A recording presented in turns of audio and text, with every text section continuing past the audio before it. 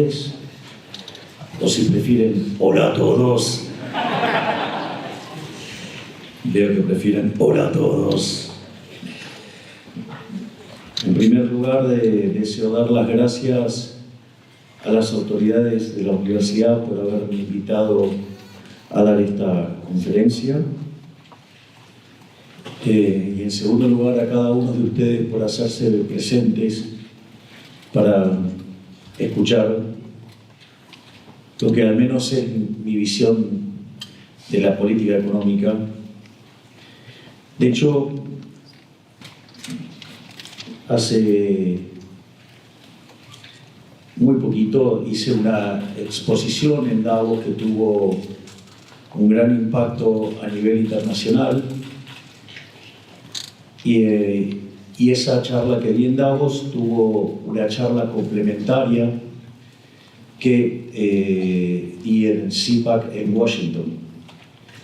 Es decir, son parte de la misma historia y de hecho es parte del material que está en mi nuevo libro que estará saliendo dentro de, si no me equivoco, 15 días. Y el libro se llama Capitalismo, Socialismo y la Trampa Neoclásica. Y el subtítulo es De la teoría económica a la acción política.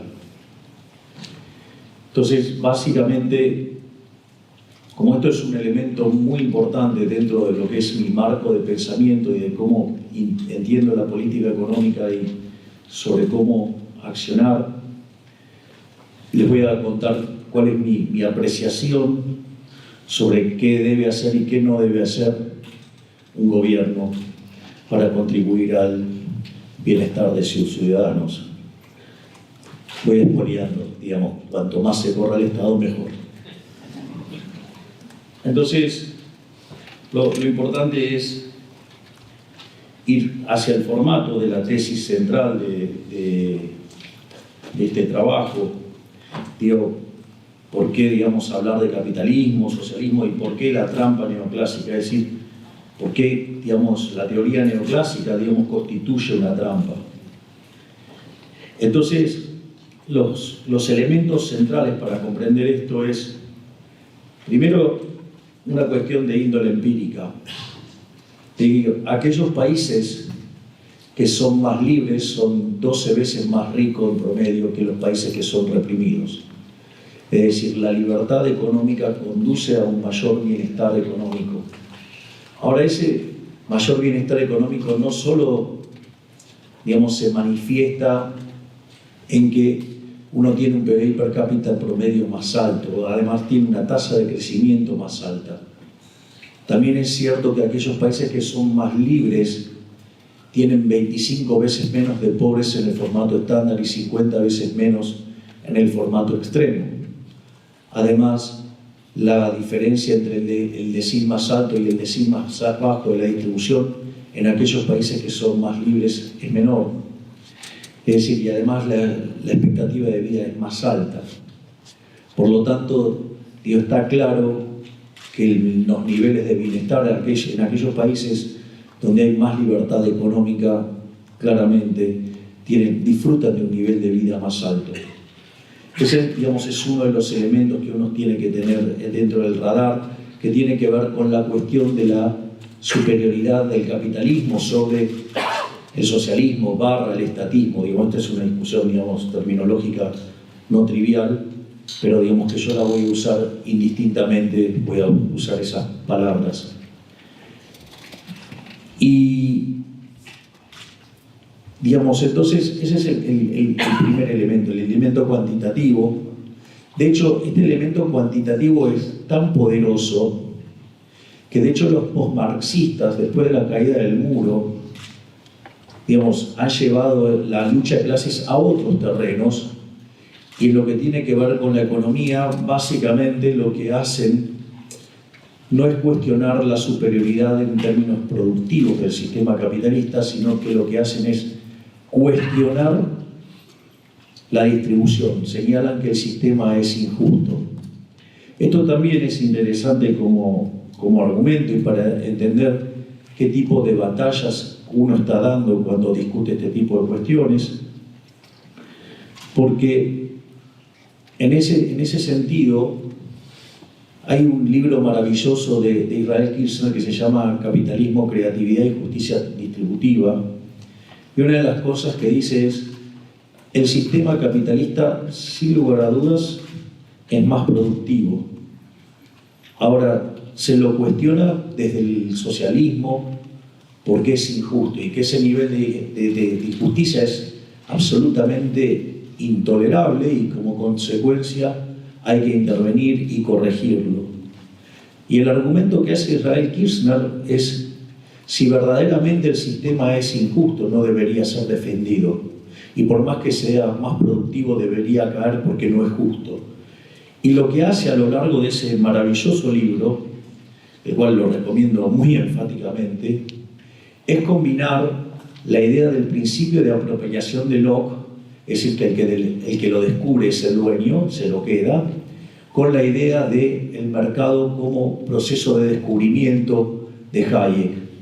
Y al combinar esas dos ideas, como el mercado no hay una torta que existe y después se distribuye, sino que en realidad es una torta que si ustedes quieren la idea de la torta es una torta que se tiene que ir descubriendo, se va creando, se va descubriendo en la medida que ustedes van actuando. Y en ese contexto, entonces, el que la descubre, naturalmente es el dueño, se la queda. Y por lo tanto, ese es el argumento que utiliza para probar que el sistema capitalista no solo es más productivo, sino que además es el único sistema justo que conocemos. Entonces, digamos, parte de la discusión también va por ahí. Otro elemento central para entender este problema que yo quiero abordar es la idea de la intervención conjugado con la idea de ese maravilloso libro de Friedrich von Hayek, que acaba de cumplir 80 años, que se llama Camino de Servidumbre. La lógica del libro de Camino de Servidumbre también está muy relacionado con algunas apreciaciones, por ejemplo, de Milton Friedman, que solía decir que la corrección gubernamental a los fallos del mercado, el resultado que terminaba generando siempre era peor, o generalmente era peor. Bueno, Hayek era bastante más abrupto en esto, y lo que decía es que siempre era peor. Y esto es muy interesante porque el argumento de Friedman era solamente estático. El argumento de Hayek es dinámico. ¿Y por qué es importante esto? Porque frente a una situación donde algún político identifica un supuesto fallo de mercado, en rigor, la verdad es que la corrección de ese supuesto fallo de mercado conduce a una situación mucho peor que la que teníamos originalmente. Y en general los políticos suelen ser muy arrogantes. Por eso, digamos, siempre cito con bastante frecuencia lo que fue la última obra de Hayek, La fatal arrogancia.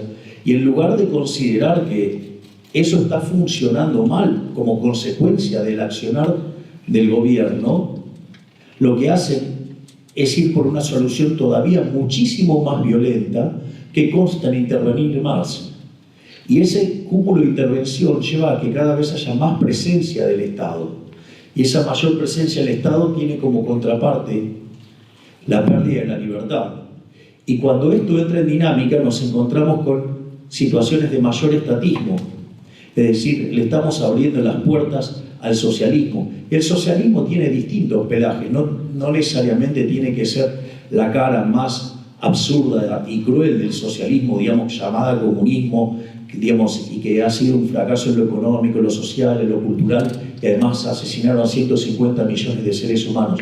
Tienen otras caras como en el caso del fascismo, ¿sí? El propio Mussolini decía, él era socialista y estaba abiertamente en contra del capitalismo de libre empresa, y decía, dentro del Estado todo, fuera del Estado nada, y todo aquel, digamos, que esté contra el Estado pues será el enemigo.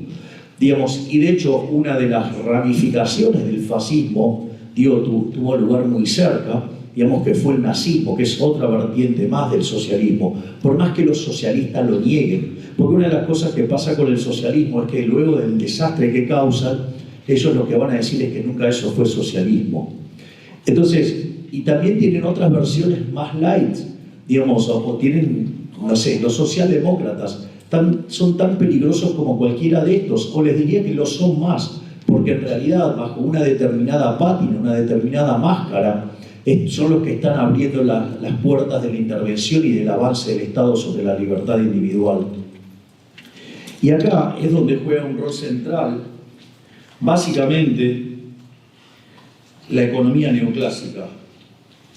El punto central que yo quiero levantar es que aun cuando ustedes tengan economistas libertarios, o sea, verdaderos libertarios, entonces, cuando adhieren a las premisas de la economía neoclásica, terminan siendo absolutamente funcionales al socialismo. Es decir, esto es un tema, digamos, no menor, porque, miren, una de las locuras más grandes que a mí me ha pasado de ver con este tema es que ¿qué es un modelo? Un modelo es una representación simplificada de la realidad. Es decir, como la realidad es muy compleja, ustedes construyen un modelo justamente para tratar de entenderla y capturan los elementos más importantes y dejan las cosas menos relevantes afuera y de esa manera, es decir, imagínense que ustedes quieren ir de un lado al otro. Bueno, ahora tenemos los GPS y esas cosas, digamos, para andar en el auto, pero digo, los señores mayores, como mi caso, digamos, usábamos mapas. Imagínense un mapa de escala 1 a 1. ¿De qué le sirve un mapa de escala 1 a 1? Eso es una cosa absolutamente ridícula. No sirve para nada, porque en el fondo no les resuelve el problema. Entonces, ¿qué es lo que hace un mapa? Un mapa simplifica y deja la información relevante a la luz de la necesidad que ustedes tienen, que es ir de un lado al otro. Un modelo hace lo mismo. Eso es un modelo, es una representación simplificada de la realidad. Y la realidad es que cuando ustedes, la realidad, no mapea con el modelo, ¿qué es lo que haría una persona razonable? Cambiar el modelo. ¿Y qué es lo que hacen los neoclásicos? Se enojan con la realidad y la llaman fallo de mercado. Entonces, al llamarlo fallo de mercado, consideran que el problema es la realidad y por ende intentan por la fuerza corregir esa realidad a la realidad que ellos consideran arrogantemente que debería ser. Y eso genera daño, no solo que genera un daño presente, sino que además causa daños en términos intertemporales. Digamos, había una frase maravillosa de Milton Friedman que dice: no hay nada más permanente que un aumento de gasto público, porque todas estas intervenciones en general conllevan aumento de gasto público. Y ahí es más, están condenados a la tiranía del statu quo, porque están los que se benefician de las intervenciones y los que proveen las intervenciones y que después no quieren cambiarlas. Entonces, básicamente, eso es una de las cosas. ¿Y qué es lo que hace? Este sistema neoclásico, esta forma de pensar, lo que habilita es la intervención de los mercados. Y al habilitar la intervención de los mercados, habilita el crecimiento del Estado en la economía y la pérdida de la libertad. Y por ende, los neoclásicos, aún siendo libertarios, siguen siendo un problema para el sistema. Por eso en algún momento, cuando arranco mi charla en Davos, digo: Occidente está en peligro. Porque la realidad, estamos cada vez avanzando en dosis crecientes de intervención. Entonces,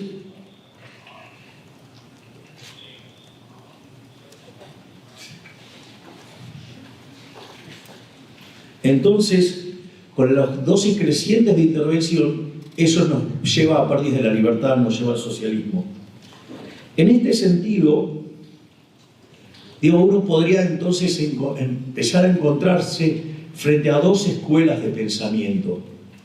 Por un lado tendrían la escuela de Chicago, con un estricto anclaje en la teoría neoclásica, y la escuela austríaca. Entonces, bajo la lógica de Chicago, ¿por qué existe el Estado? Bueno, el Estado existe porque en la vida real existen fallos de mercado. Y como alguien los tiene que corregir, los corrige el Estado. Y para eso, cobra impuestos, no lo hace gratis. Entonces ustedes conceden algo de su libertad, ¿sí?, para financiar el Estado y que el Estado corrija estos fallos de mercados, donde supuestamente, digamos, se supone que vamos a estar mejor. Y por el otro lado está la visión, digamos, de los austríacos. Si bien hay distintos tipos de austríacos, los hay minarquistas o los hay anarquistas, digo, en general tenemos una tendencia creciente a volvernos anarquistas. Digamos, lo que Jesús Huerta de Soto llama anarcocapitalistas, o lo que el profesor Alberto Venegas Lynch, hijo, considera el autogobierno. O sea, somos muy partidarios del autogobierno. De hecho, desde nuestro punto de vista, los fallos de mercado no existen.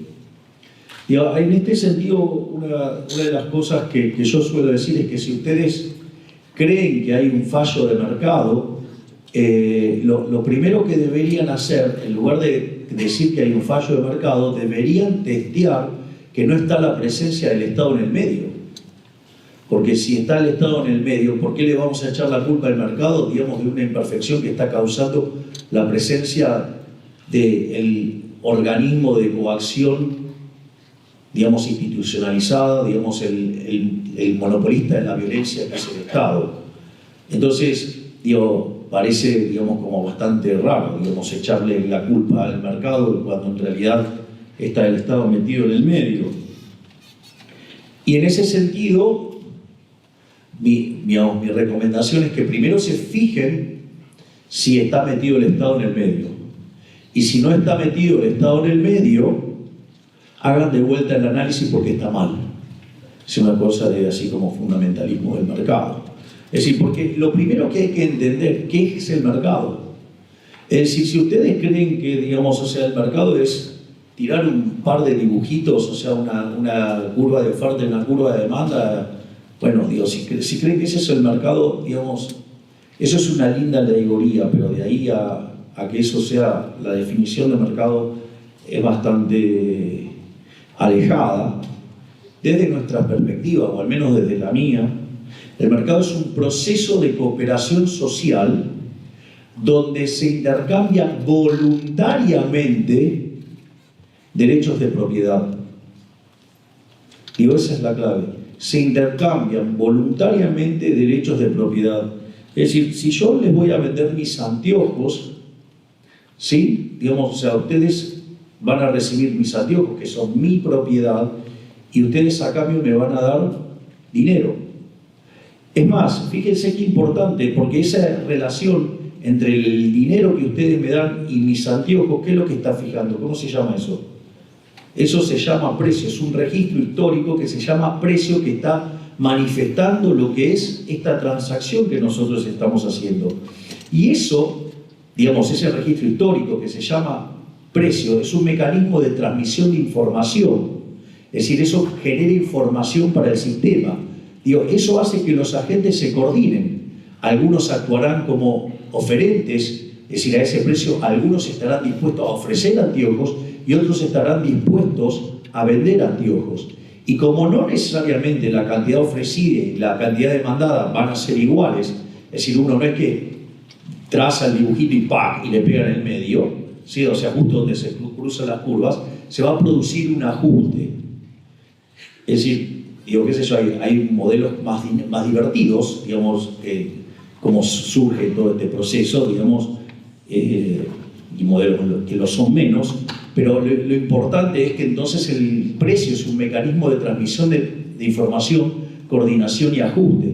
Y vean que esto ocurre básicamente, ¿por qué? Porque en el medio está una de las instituciones más importantes del capitalismo de libre empresa, que es la propiedad privada. Es decir, no es lo mismo si yo voy a vender estos anteojos siendo míos que siendo de otros. Si son de otros, ¿qué me importa? Son de otros. O sea, cualquier cosa me viene bien. Ahora, si son mis anteojos, claramente es distinto.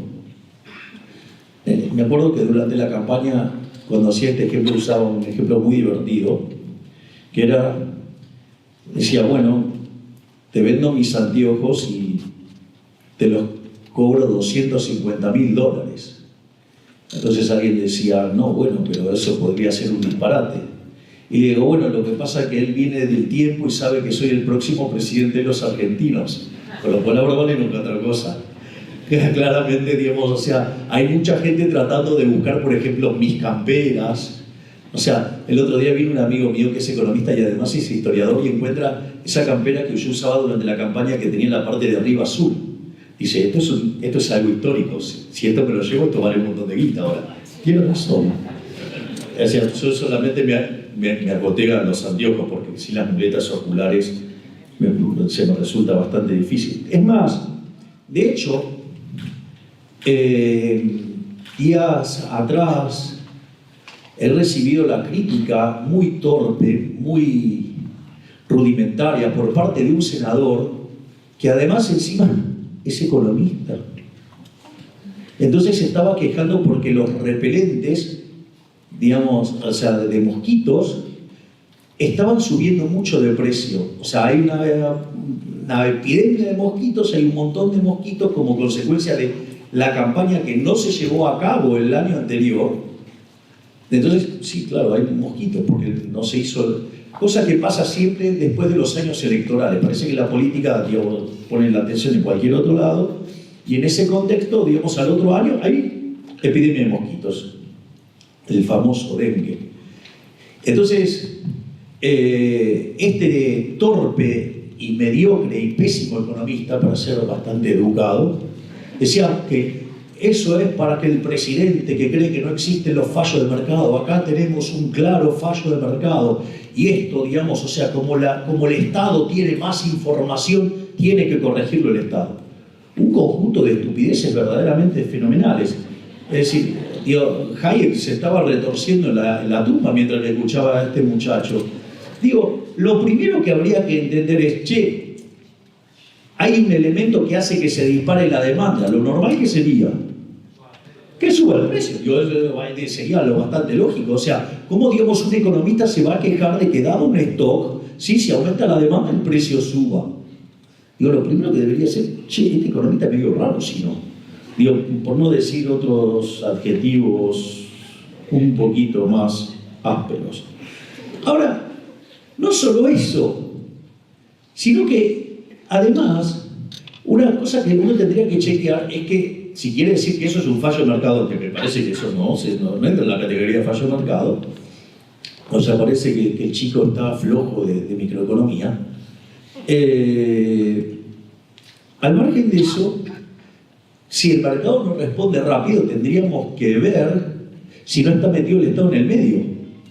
Y adivinen qué cosa, había una prohibición de importar justamente los repelentes. Es decir, que el problema estaba ¿dónde? En las restricciones cambiarias que había dejado el gobierno anterior porque no permitían importarse repelentes. Obviamente, digamos, ¿qué hicimos? Abrimos las importaciones y aparecieron los repelentes, el sector privado lo resolvió solo. Y es más, si no hubiéramos hecho eso, además había una empresa que estaba dispuesta a comprar una parte de una empresa que pertenece al ejército y resolver el problema también.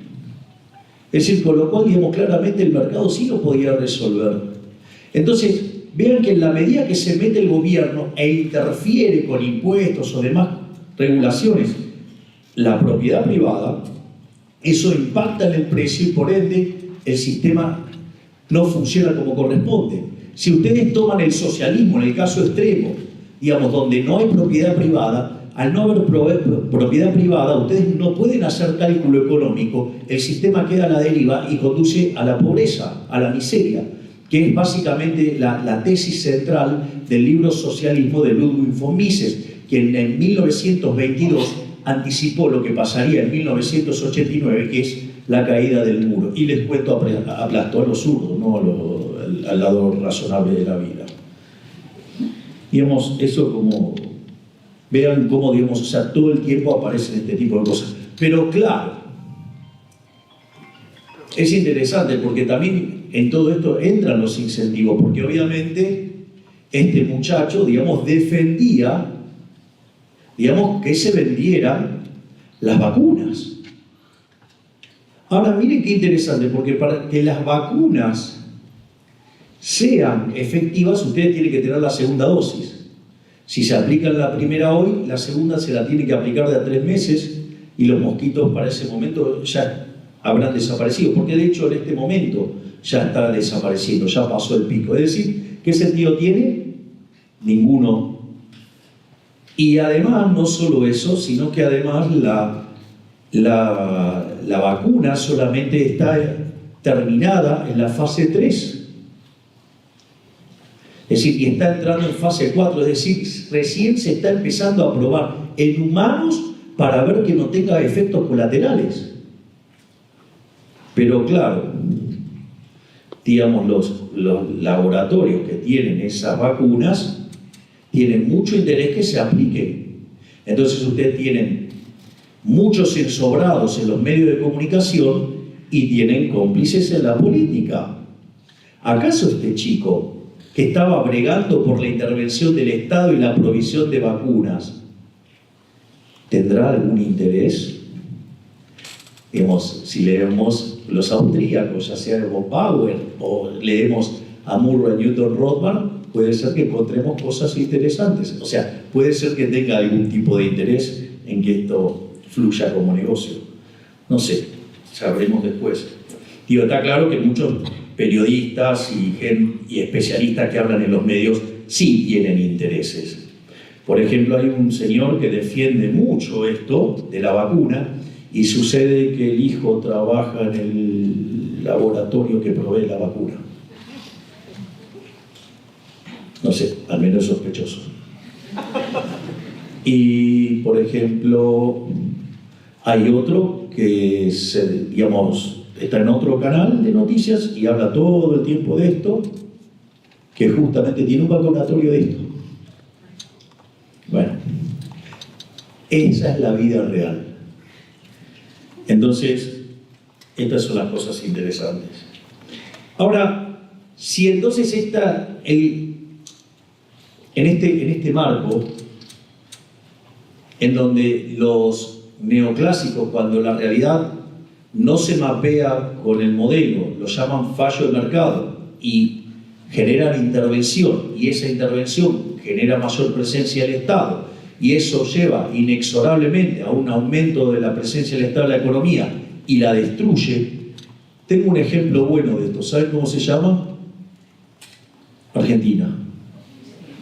Digo, arrancó el siglo XX siendo el país más rico del mundo, hoy es 140. En ese sentido, no es que, digamos, vengo a contarle de algo que no conozco, vengo a contarles de un lugar que padece toda esa intromisión, donde en realidad nosotros somos las víctimas más emblemáticas de Gramsci. Gramsci decía que para meter el socialismo en una sociedad tenía que meterse en los medios de comunicación, meterse en la cultura, ¿sí? Y meterse en la educación. Y desde ahí impregnar a la sociedad del socialismo. Y que además esa es la base de la estrategia del Foro de San Pablo. Y fue bastante exitoso el Foro de San Pablo en esa estrategia, porque en Argentina tuvo como presidentes a Néstor Kirchner, 2 mandatos de Cristina Fernández de Kirchner y Alberto Fernández, digamos que se fue liderando el Grupo Puebla, que es la versión nueva. En México, por ejemplo, está López Obrador. En Uruguay estuvo Tabaré Vázquez, estuvo Pepe Mujica. En Chile estuvo Lago, Bachelet, Boric. En Paraguay estuvo Lugo. En Bolivia Evo Morales. Ahora, digamos, en Colombia Petro. En Perú estuvo Castillo. En Brasil estuvo Lula y Dilma Rousseff. Es decir, así, en España, digamos, está Sánchez. Es decir, que en definitiva son sumamente efectivos en sus estrategias. Y no hablar de los casos sangrientos como Cuba y Nicaragua. Por lo tanto, digamos, uno se lo debería tomar mucho más en serio este tipo de cosas. Son mucho más peligrosos de lo que uno cree. Y en ese sentido, entonces la idea es, bueno, ¿y cómo rastreamos esto? ¿Dónde apareció el problema en el sistema neoclásico para que se genere esta monstruosidad? Y, digamos, esta segunda tesis, que es la que tiene que ver con rastreando el origen del problema, tiene que ver con lo que es la interpretación paretiana, o sea, ni siquiera de Pareto, sino, digamos, economistas de mediados del siglo XX que hicieron una interpretación paretiana sobre la idea de la mano invisible, donde esa idea de la mano invisible, hecha por los teóricos del equilibrio general, está en conflicto con la idea de la mano invisible, con la idea de la fábrica de alfileres. Entonces, si estamos considerando que el problema deriva del conflicto entre la fábrica de alfileres y la mano invisible, entonces eso requiere que vayamos a revisar la contribución de papá, o sea, de Adam Smith. Entonces, en ese sentido, de hecho, es uno de los fallos del mercado que presenta la teoría neoclásica. La teoría neoclásica presenta como fallo de mercado, uno de los fallos de mercado se llama no convexidades. Es decir, las no convexidades es lo que se suele llamar estructuras de mercado, digamos, concentradas: monopolio, oligopolio, duopolio, monopsonio, duopsonio, o sea, todo ese tipo de monopolios bilaterales. Digo, es lo que empiezan a estudiar en el libro de microeconomía después del caso de la competencia perfecta. Después, por ejemplo, otros tipos de fallos de mercado están los bienes públicos, las externalidades, la información asimétrica o los fallos de coordinación. Eso sobre el final de la charla, digamos, los voy a abordar. Pero, digamos, me parece más divertido arrancar con el tema de los monopolios, la idea de la fábrica de alfileres y todo eso. Digo, cuando ustedes básicamente repasan la obra de Adam Smith, desde mi perspectiva, digo, porque cada uno, digamos, tiene distintas opiniones sobre lo que es la contribución de Adam Smith, digamos, yo en este momento voy a estar haciendo referencia al segundo libro de Adam Smith, que se llama Investigación sobre la naturaleza y las causas de la riqueza de las naciones.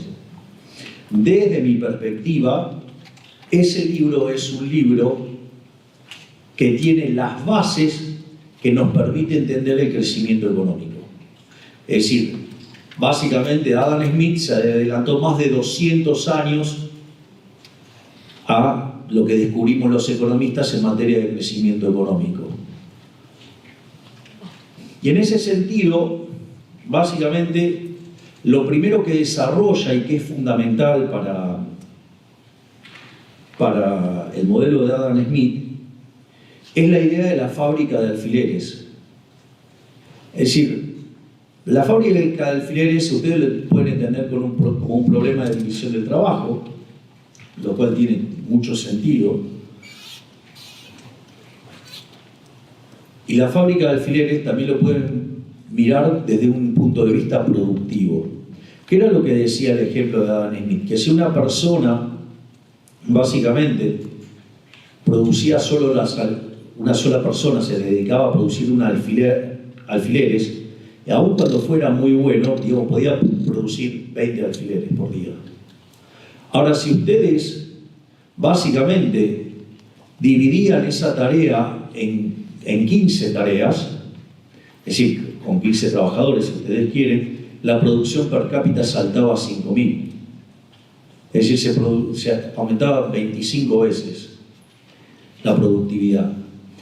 Bueno, eso se llama rendimientos crecientes. Es decir, ustedes están metiendo ahora mucho más trabajo y la producción sube mucho más que proporcionalmente.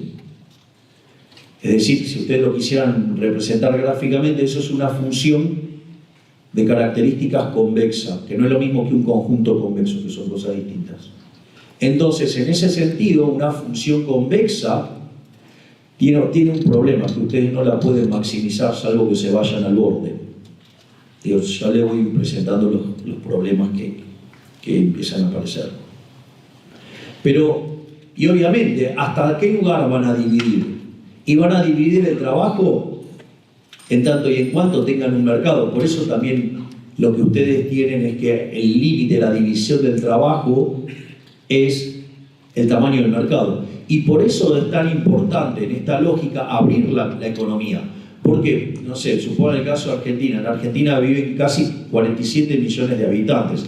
Entonces ustedes estarían haciendo algo con un mercado de 47 millones. En cambio, si ustedes abren el mercado, ustedes tienen un mercado de 8.000 millones de seres humanos. Por lo tanto, digamos, ustedes pueden hacer una fiesta de productividad entonces. Porque además tienen rendimientos crecientes. Entonces el comercio les generaría una ganancia de bienestar fenomenal. En ese sentido, no solo se queda en ese punto Adam Smith. Adam Smith, una de las cosas que dice es que una persona, conforme va trabajando, va aprendiendo a hacer mejor su trabajo. Es decir, que la idea del modelo de crecimiento económico que tenía Adam Smith estaba, ¿qué cosa? La idea del learning by doing. Es decir, conforme ustedes más tiempo llevaban haciendo su trabajo, y ustedes iban a querer ahorrar ese factor de ustedes, que es el trabajo. Y entonces, ante la misma paga, trabajar menos y mantener la productividad implicaba tener un learning by doing. Y no solo eso, lo que decía Adam Smith, dice que una vez que ustedes aprendían a hacer su trabajo y cada vez lo hacían de mejor manera, descubrían de alguna manera que les permitía tener un salto de productividad. Ese salto de productividad, ¿cómo se llama? Progreso tecnológico. Es decir, fíjense que entonces el modelo de Adam Smith en el plano productivo tenía no solo los rendimientos crecientes, la fábrica de alfileres, sino que además tenía otras cosas como el learning by doing y tenía básicamente lo que es el progreso tecnológico. Es decir, ustedes miran un libro de crecimiento económico moderno y cuando quieren explicar el crecimiento económico, lo tienen ahí. Es decir, Adam Smith les ganó a todos, se adelantó bastante. Es decir, siempre sostengo que Adam Smith es a la economía lo que Gauss a la matemática, es alguien que se adelantó 200 años. Además, hablaba de los mercados libres y de un Estado pequeño. Y eso llevaba a qué conclusión? Que cada uno de nosotros, guiados por nuestro propio interés, aún sin querer hacerlo de manera premeditada, contribuía a maximizar el bienestar general. Es decir, la idea de la mano invisible. Y la idea de la mano invisible de atrás tiene mercados competitivos, ¿sí? Y tiene, pero en mercados competitivos entendidos como libre entrada y salida. Acá también hay una buena interpretación, digamos, a la Hayek. Hayek, o sea, critica al modelo de competencia perfecta. Y en realidad el modelo de competencia perfecta necesita de muchos agentes, básicamente por un problema de índole matemática.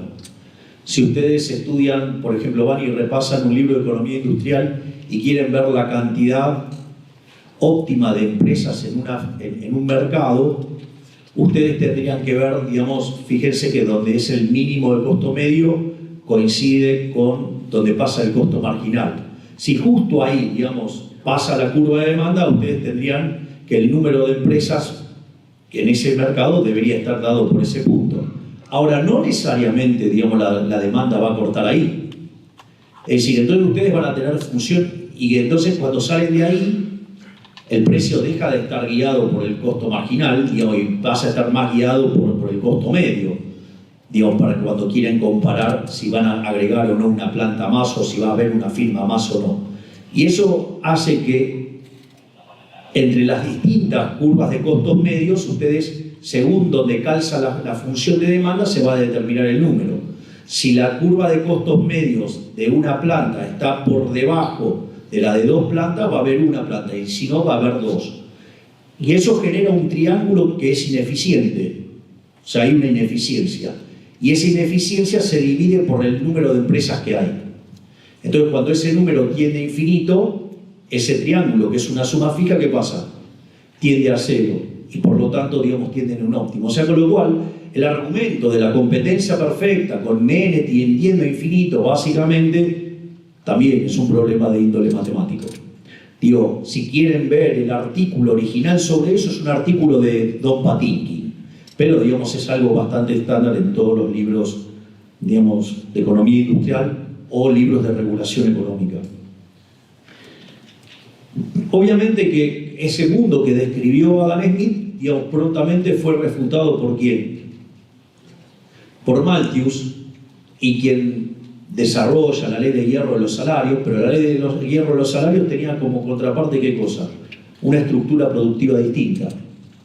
Es decir, Malthus lo que decía es que los rendimientos marginales no eran crecientes, sino que los rendimientos marginales eran decrecientes, porque ustedes iban y ocupaban una tierra y producían. Obviamente, si ustedes pueden elegir cualquier tierra, ¿cuál van a elegir? La más productiva. Ahora, el que viene segundo no puede elegir la más productiva, va a elegir la segunda más productiva.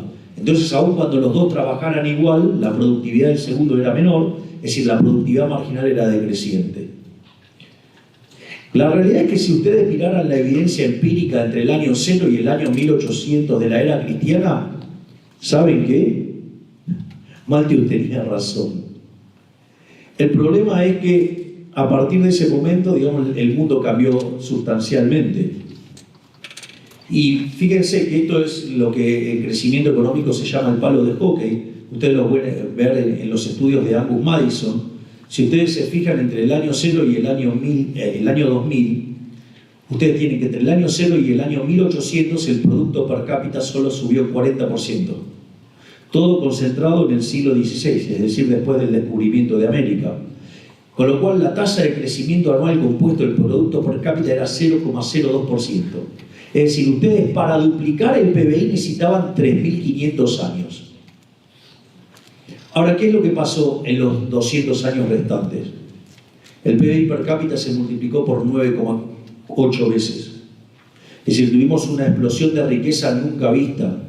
Es decir, hoy hasta, digamos, los propios emperadores de muchos años atrás envidiarían el nivel de vida de las clases medias y en algunos casos de algunos países hasta de las clases bajas.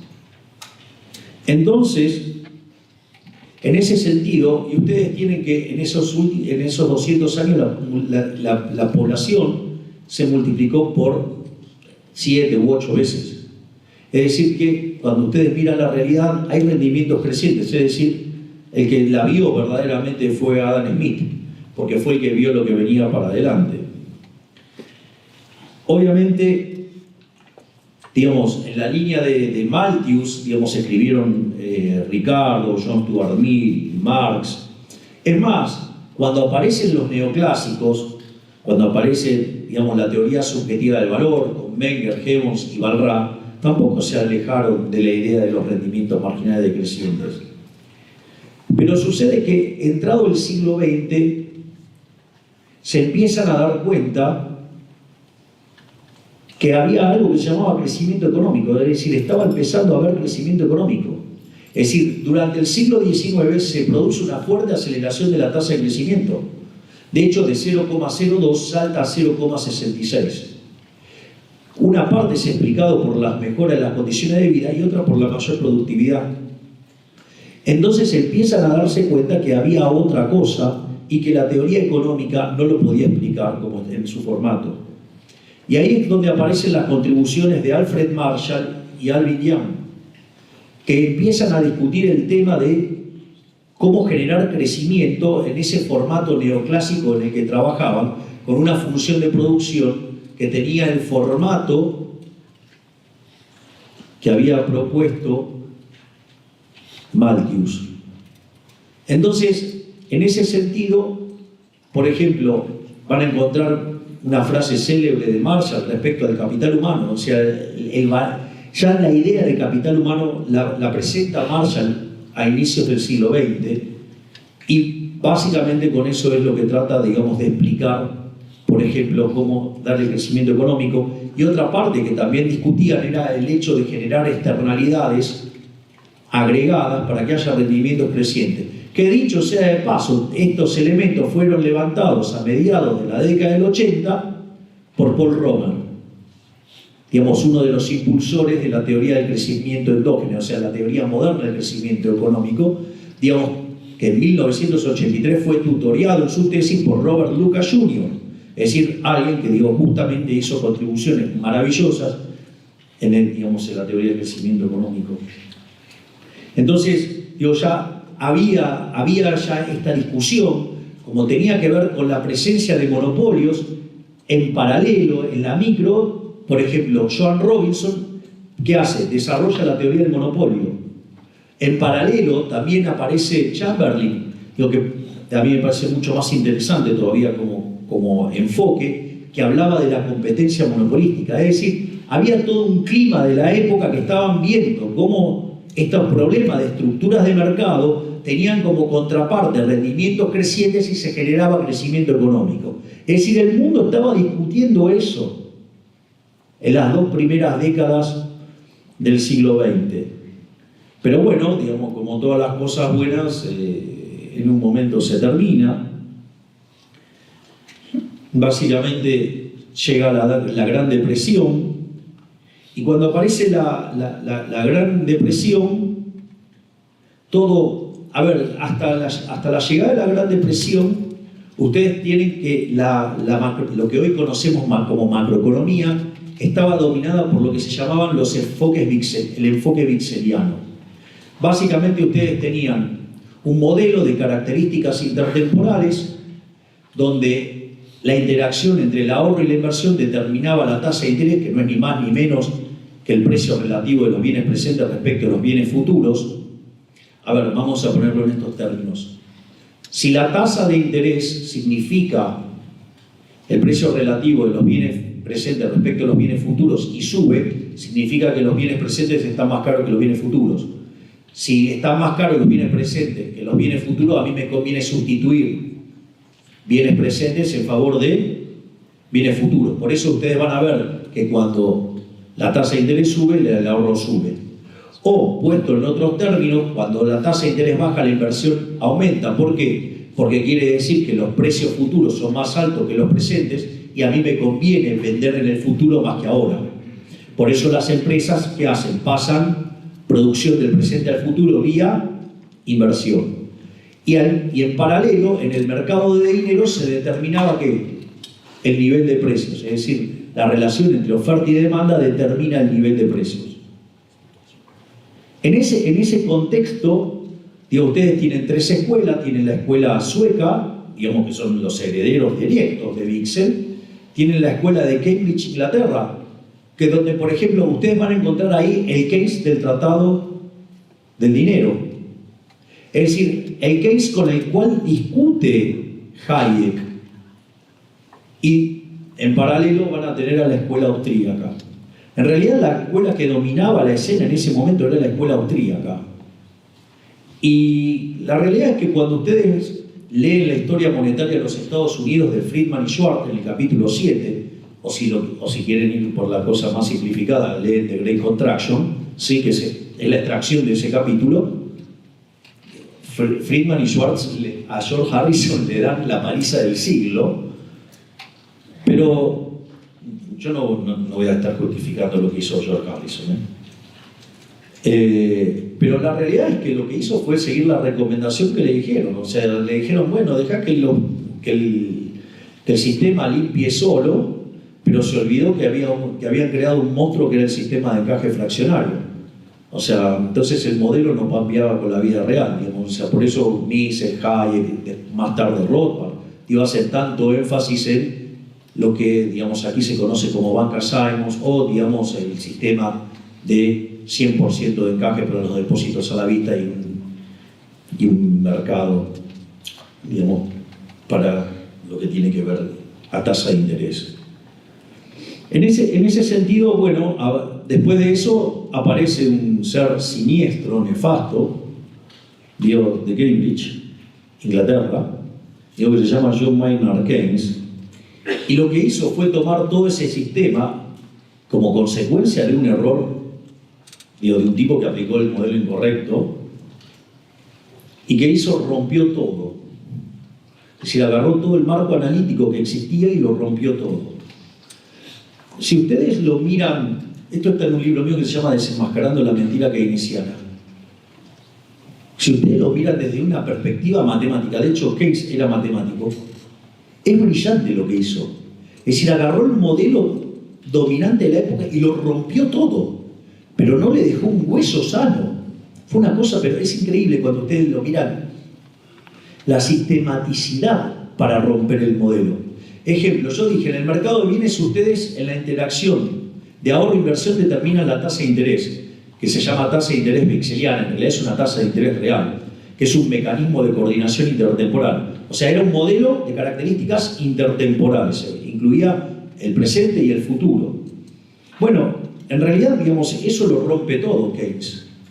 Porque cuando crea la función de consumo dependiendo del ingreso, es decir, que, digamos, con la idea de la propensión marginal a consumir, digo, eso tiene dos características. Por un lado es una bestialidad conceptual, poner el ingreso dentro de la función de consumo.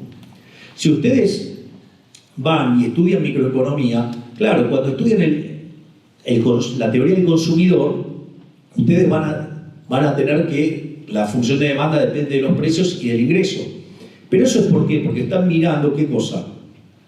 Una situación particular de un consumidor. Si ustedes van a equilibrio general, el ingreso desaparece como función. Y si ustedes miran las funciones de exceso de demanda en equilibrio general, solamente depende de los precios.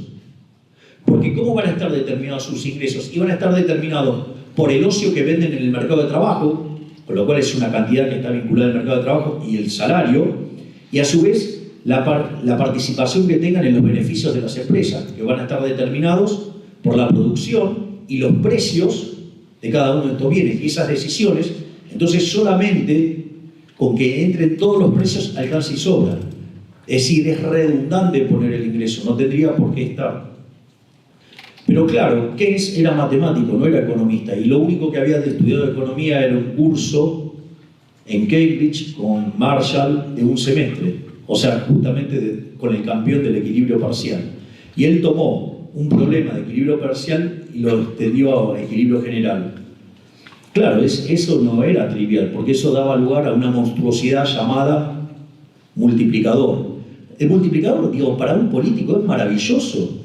Es la reproducción del milagro, la reproducción de multiplicación de los panes. Es decir, esto, digamos, claro, digo, porque básicamente ustedes, o sea, es interesante la teoría general, porque todo lo que sea bueno es obra del político y todo lo malo es culpa de los demás. O sea, él psicológicamente tiene un perfil bastante psicópata, ¿no? O sea, todo lo bueno es mío y todo lo malo es todo culpa de ustedes. Es bravo la teoría general. Después, por ejemplo, lo otro que aparece, al margen que el multiplicador es una forma de violar la restricción del presupuesto. Es decir, digamos, el milagro de la multiplicación de los panes no está, digamos, al alcance de los humanos. E intentar hacerlo, digo, bastantes problemas que causan. Miren, si no les cuento las cosas que han hecho en Argentina, creyendo que imprimiendo dinero se podía salir de esta restricción. Es como que ustedes están en su casa, están con su pareja, tienen 2 porciones de tallarines, de fideos, y viene gente. Imagínense que le empiezan a sacar fotocopias a los fideos. Digo, si se van a comer esas fotocopias les va a ir bastante mal. Digo, por más que sean como impresoras color, digo, le van a caer peor todavía. Después lo otro que hace es decir que la inversión depende de los animal spirits. Es decir, tengo una versión bastante grosera al respecto. Digamos, no voy a pasar de largo, porque es un poco fuerte. Es decir, algo así como que los inversores invierten por una cuestión lírico-testicular. O sea, si se le cantan, bueno, ya se con lo cual es la función exógena. Y de esa manera, ahorro e inversión ahora no determina la tasa de interés, sino que determina ¿qué cosa? El ingreso. Con ese ingreso deriva la demanda de trabajo. Y con una oferta de trabajo dada, digamos, eso determina el salario. Entonces ahora tiene un problema Keynes, que es necesita determinar la tasa de interés y necesita determinar el nivel de precios. Y solo le queda el mercado monetario. Entonces, ¿qué es lo que hace? Reflota la teoría del valor trabajo y determina los precios como un markup sobre los costos, es decir, un retroceso fenomenal en términos de teoría del pensamiento económico. Es decir, vuelve a la teoría del valor trabajo, o sea, el precio es un markup sobre los costos. Es una cosa aberrante. Claro, entonces ahora cuando aparece la inflación es culpa de los trabajadores, es culpa de los sindicalistas, es culpa de los empresarios, nunca es culpa de los políticos. Y en el mercado monetario, digamos, determina la tasa de interés, lo cual es aberrante. Es decir, la tasa de interés existe porque existe el tiempo, no porque existe el dinero. Es decir, la tasa de interés tiene que ver con pasar el consumo del presente al futuro y viceversa. Es decir, entonces si yo quiero adelantar mi consumo, tengo que ir a endeudarme y pagar por ello. Es decir, la tasa de interés tiene que ver con que existe el tiempo, no con que existe el dinero. Ustedes pueden tener si ustedes tienen una economía intertemporal, la tasa de interés existe aún cuando no tengan dinero. Es decir, otra bestialidad. Es decir, entonces rompió toda la estructura intertemporal y creó un nuevo monstruo a beneplácito de los políticos, ladrones, mesiánicos, corruptos, o sea, porque lo único que hacían era motivar ¿qué? El gasto público. Ahora, bueno, ¿y eso cómo iba a terminar? Mal. Entonces, a mediados de la década del 50 nos empezamos a dar cuenta que que la tasa de inflación se estaba acelerando.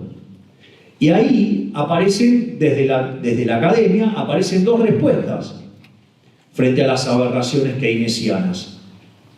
Es más, los mismos keynesianos hacen correcciones, porque en 1958, ¿quién aparece? Phillips, encontrando una relación entre los salarios, la variación de salarios y el nivel de desempleo. Que eso es corregido después por Lipsey, aplicando los criterios de la teoría general, para encontrar una relación entre la tasa de inflación y la tasa de desempleo. Y eso genera todo un debate en la teoría económica. ¿Y quién se le pone del lado del frente? Milton Friedman. Cuando ustedes revisan la obra de Milton Friedman, cada una de las contribuciones de Milton Friedman es una contribución espejo de lo hecho por Keynes. Y un debate que después termina, les diría, en el año 68, con el artículo de economía más leído en la historia, que es el rol de la política monetaria, donde desarrolla la curva de Phillips aumentada por inflación. Dice que la política monetaria puede causar efectos de corto pero no de largo, y después eso, en el año 72, digamos, es perfeccionado en términos teóricos por Robert Lucas con la hipótesis, aplicando la hipótesis de expectativas racionales que ya había desarrollado Mood tiempo atrás, y eso da como resultado que en el año 73 lo valida empíricamente, y a partir de ahí, digo, se supone que la gente razonable dejó de ser keynesiana, salvo que vivan en Banana Republic.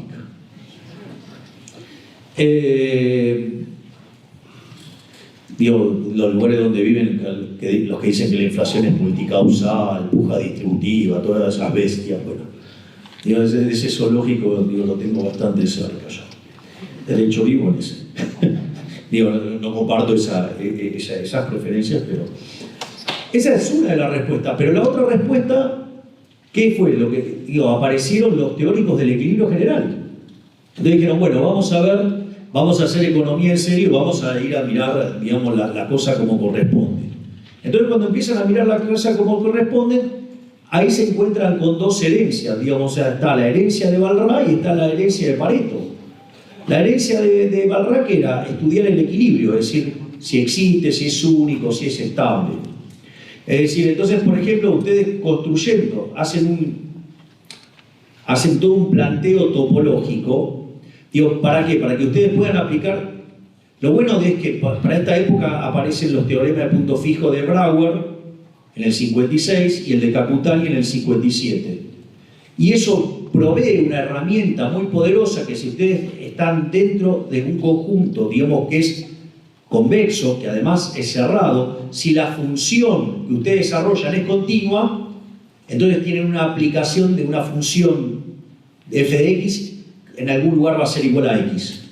Eso, digamos, es la representación de un punto de equilibrio. Entonces, en ese sentido, lo que había que construir eran funciones de exceso de demanda que fueran continuas. Entonces, cuando ustedes desarrollan toda la teoría del consumidor, cuando desarrollan toda, digamos, la teoría de la firma, o sea, básicamente el resultado de todo eso, ¿qué son? Funciones que son continuas. Entonces, si suman funciones continuas, la función agregada es continua. Entonces, y si arman las funciones de exceso de demanda, siendo las de demanda continua y la de oferta continua, la función de exceso de demanda también es continua. Entonces, si el conjunto de precios opera, digamos, sobre un conjunto convexo y que además es cerrado, ¿sí? ¿Qué es lo que va a pasar? Entonces van a encontrar un vector de precios de equilibrio donde oferta y demanda en cada uno de estos mercados coinciden. Además, si estamos trabajando con funciones que son aplicaciones punto a punto, es decir, cada vez que ustedes le tiran un precio, le devuelven una cantidad, entonces ese equilibrio además va a ser único.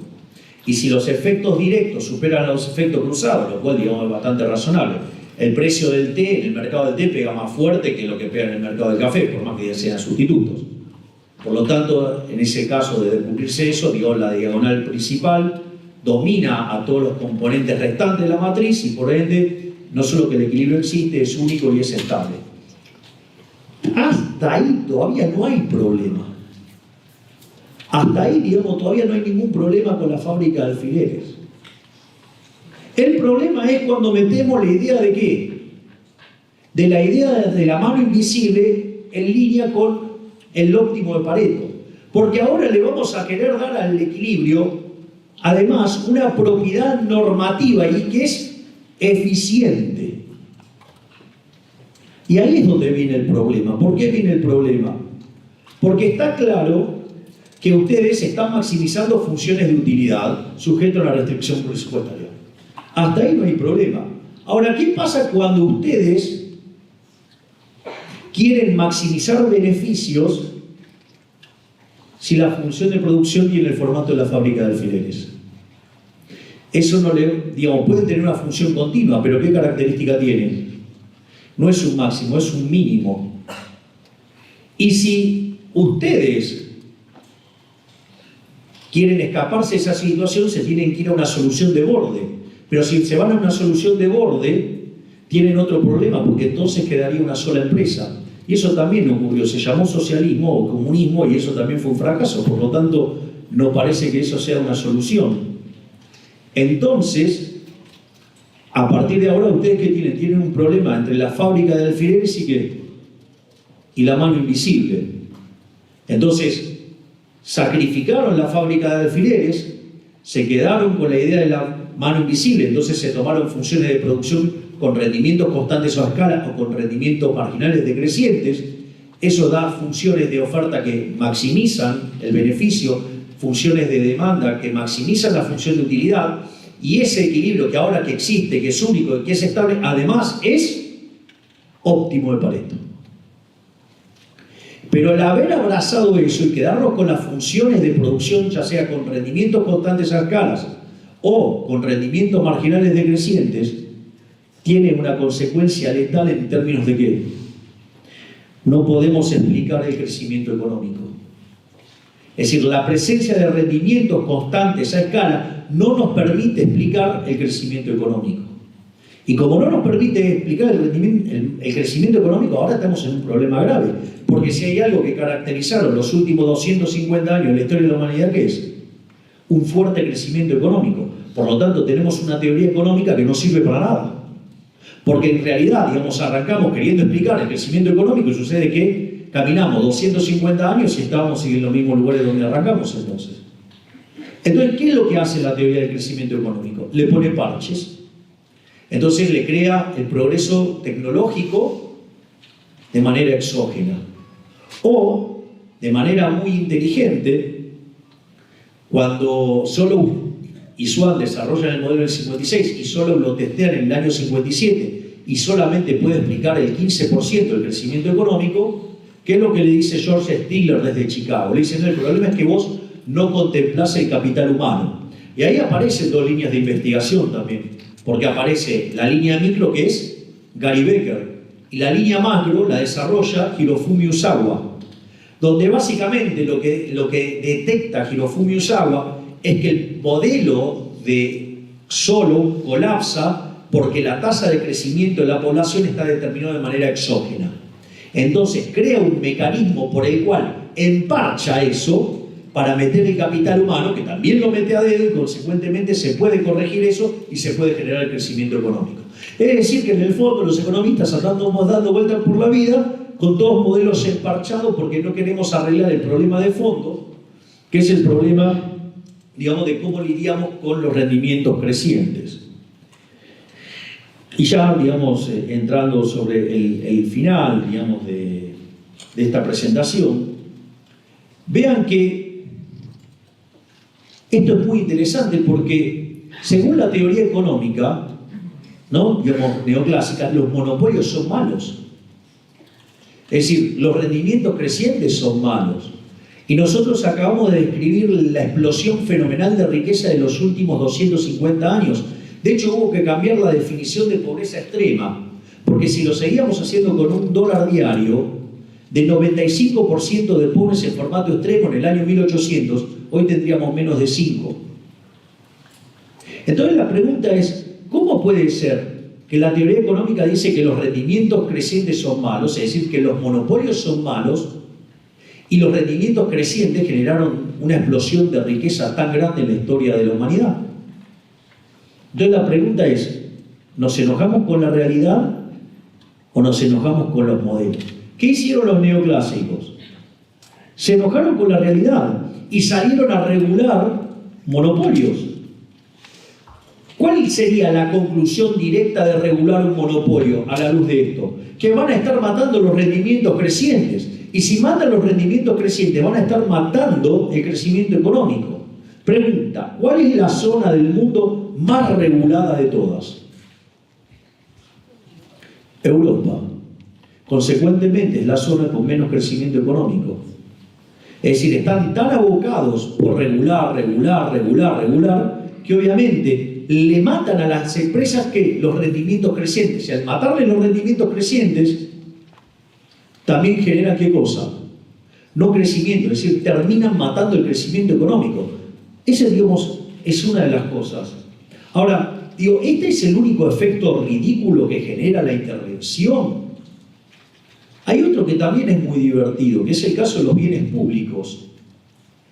Ustedes, para tener un bien público se necesitan dos características: que no haya exclusión y que no haya rivalidad de consumo. Ejemplo, rivalidad en consumo. Si yo, digamos, me voy a comer un chocolate, si lo como yo, ustedes no lo pueden comer.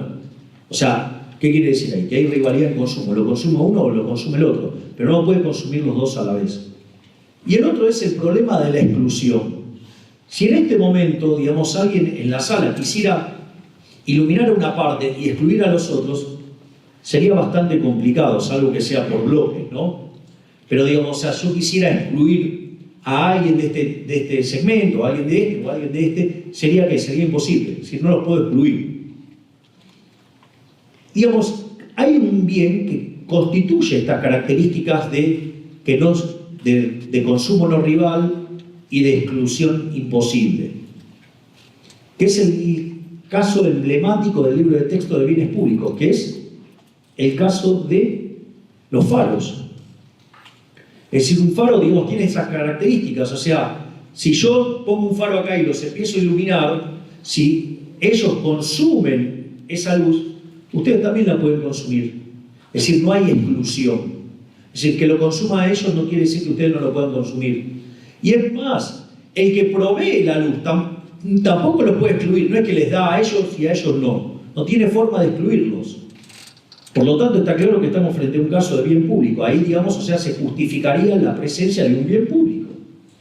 Y eso justificaría la presencia del Estado, la intervención, es decir, el aparato de coacción violenta, esa organización criminal llamada Estado. Digamos, entonces, digamos, estaríamos dispuestos, por la bendita teoría neoclásica, regular monopolios y que nos revienten el crecimiento. Estaríamos dispuestos a que intervengan para corregir este supuesto fallo de mercado que son los bienes públicos. Es muy interesante porque en aquella época en Chicago, donde, digamos, estaba Milton Friedman, había un abogado que le gustaba participar de esas reuniones.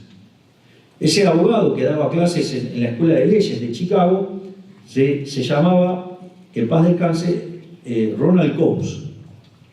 Claro, como él no estaba contaminado con las estupideces que tenemos los neoclásicos en la cabeza, claro, él iba y escuchaba las discusiones. Entonces, por ejemplo, la de los faros. Entonces, ¿qué es lo que hizo Coase? Fue y revisó todos los faros del siglo XIX. Adivinen qué descubrió. Que todos eran privados. Es decir, estaba mal definido el modelo de negocio del puerto. Es decir, yo no proveo un faro porque sí. Es decir, digamos, si yo voy a proveer un faro es porque tengo algún interés para que la gente venga a la tierra. Entonces, ¿qué es lo que pasa? Si yo soy un puerto, si tengo un faro, digo, no solo va a trabajar de día, también va a trabajar de noche. Y por lo tanto voy a mejorar mis ingresos. Aparte, si tengo dado un costo fijo, cuanto más pueda meter de ingreso variable, bajo más fuertemente el costo medio y entonces que mis ingresos aumentan sustancialmente. Consecuentemente, el problema no es que hay un fallo del mercado, el problema es que de vuelta se estaba mirando que de manera incorrecta, ¿sí?, el tema del modelo de negocio. Entonces, cuando ustedes empiezan a corregir y mirar este tipo de cosas, se van a dar cuenta que además corregir todas estas cosas implica asumir y saber cosas y manejar determinada información, como por ejemplo las preferencias de todos los agentes de todo el tiempo, sobre todos los bienes, o sea, una cosa verdaderamente, digamos, no solo de los presentes, sino además de los que están por nacer. O sea, requiere una cantidad de información que, digo, por eso Hayek hablaba de la fatal arrogancia, porque implica ser omnisciente, omnipresente y omnipotente, o sea, implica ser y jactarse de Dios. Le digo que muchos políticos se lo creen. Digo, el chiquito digamos que de los repelentes, digamos, o sea, yo me lo imagino diciéndole, che, pibe, esperá, digo, yo te enseño. No le anda lejos a eso. Pero dicho esto, no solo eso, después ustedes tienen otros problemas, no sé, las externalidades. De vuelta, las externalidades en consumo. La externalidad de consumo es un problema de la cabeza de los economistas. ¿Por qué? Digamos, porque tiene que ver con un problema para resolver el sistema de ecuaciones. ¿Por qué? Porque si yo tengo una externalidad de consumo, quiere decir que el consumo de A afecta en el consumo de B. Entonces B no va a definir su consumo hasta que no lo haga A. Pero, digamos, eso puede generar una relación circular de que qué cosa pasa, que no decide ninguno. Pero eso es un problema, digamos, de índole matemática. Puede pasar cualquier cosa, alguien consume y se terminó el problema. Y el otro problema, digamos, que es el de producción, digo, no sé, el caso típico es el caso de la empresa que contamina en el mar, en el agua. Y es cierto, está la empresa que contamina el agua. Ahora, ¿por qué, digamos, lo puede hacer y generar eso y lo hace libremente? No, hay que poner impuestos piguvianos que internalice y entonces, digo, que de vuelta, tienen que saber información que no manejan, pero aún si la conocieran, digamos, o sea, la implementación también sería complicada. Pero ¿saben por qué pasa eso? Porque el ejemplo está mal definido. Porque si ustedes tuvieran escasez de agua, y el agua, digamos, o sea, ustedes necesitan el agua porque si no se mueren, ahí el agua va a dejar de tener precio cero. Al dejar de tener precio cero, alguien se va a ocupar de generar, digamos, no sé, agua mineral, por decirlo de alguna manera, o lo que fuera, y entonces cuando la empresa que está arriba le contamine, van a ir y le van a arrancar los dientes de una patada. O lo van a llevar a una corte y lo van a tratar de resolver, digamos, con los abogados. Pero de vuelta, digamos, o sea, fíjense que se justifica la intervención sobre un modelo mal diseñado. Entonces, digamos, nosotros estamos regalando nuestra libertad a los estatistas, a los colectivistas, a los enemigos de la libertad,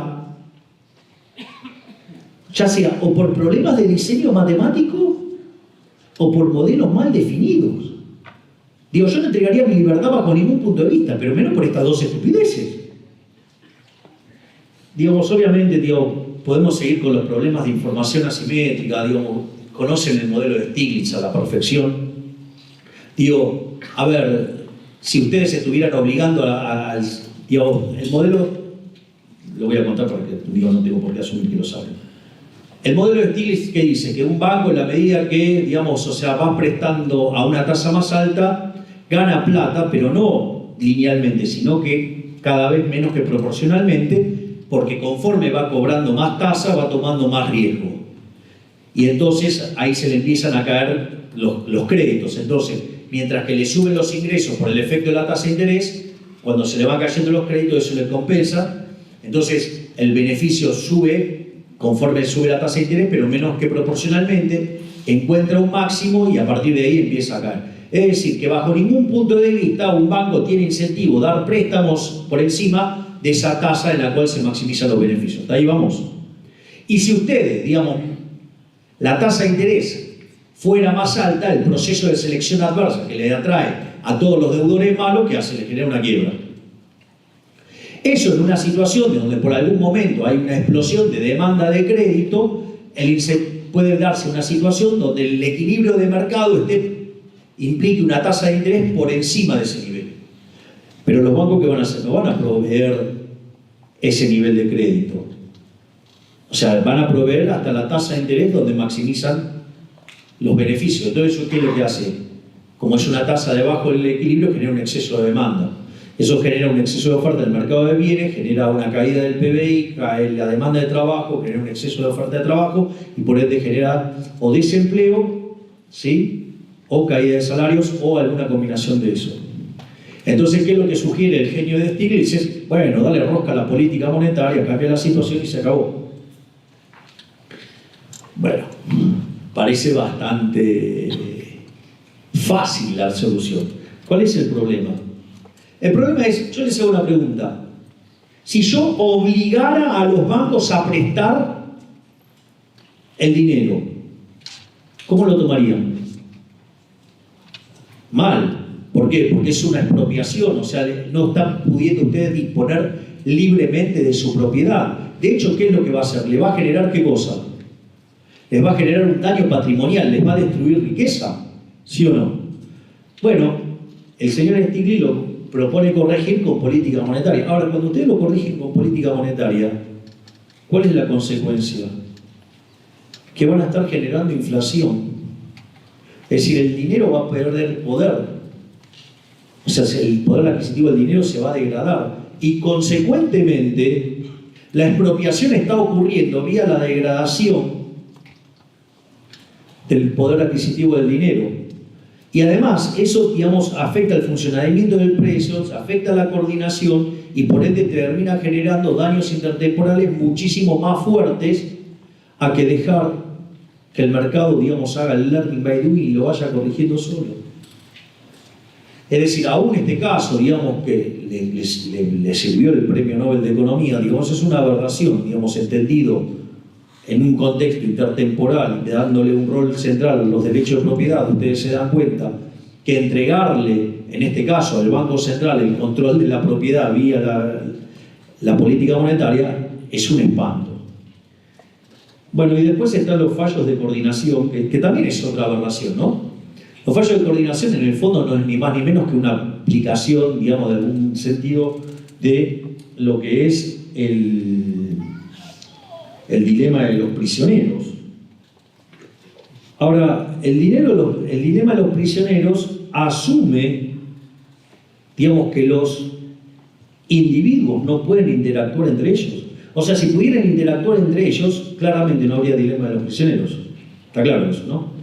Pero, digamos, el modelo asume explícitamente que ustedes fuerzan a los reos a que no interactúen con ellos. De vuelta. Acá no hay un fallo de mercado, acá hay un fallo que es que alguien está obligando que los agentes no pueden interactuar.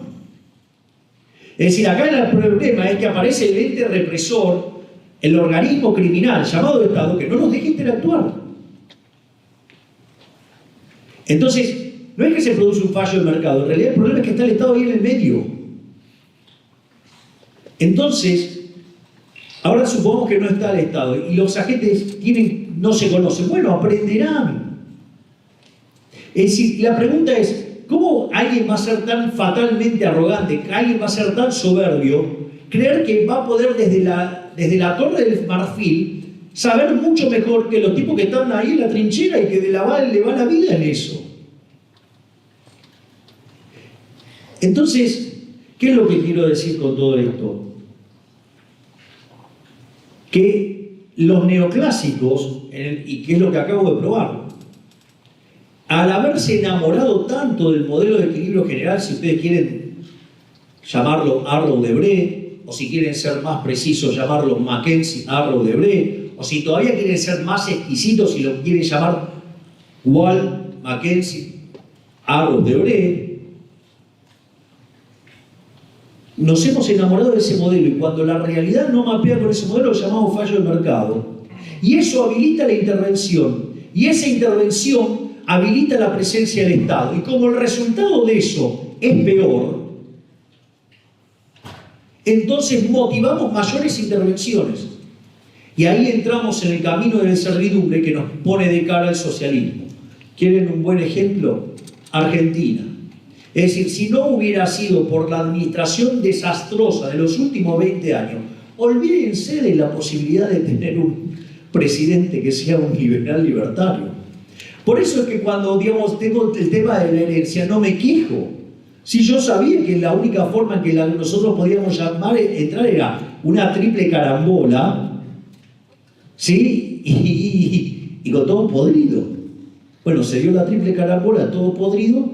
Soy el primer presidente liberal libertario de la historia de la humanidad. Es decir, pero digo, es como una suerte de cisne negro. Entonces, digamos, tratemos de entender. Y después hay una cuestión, digamos, que en el caso argentino es bastante interesante y da lugar al optimismo, que parece que los argentinos hemos madurado y hemos entendido que las soluciones fáciles no dan resultado. Y por ende pareciera que hemos aprendido que el único camino es el camino de la libertad. Porque si abrazamos la libertad, vamos a tener un futuro muchísimo mejor. Y si vamos por la senda del colectivismo, vamos a terminar siendo una villa miseria. Muchísimas gracias y ¡viva la libertad, carajo!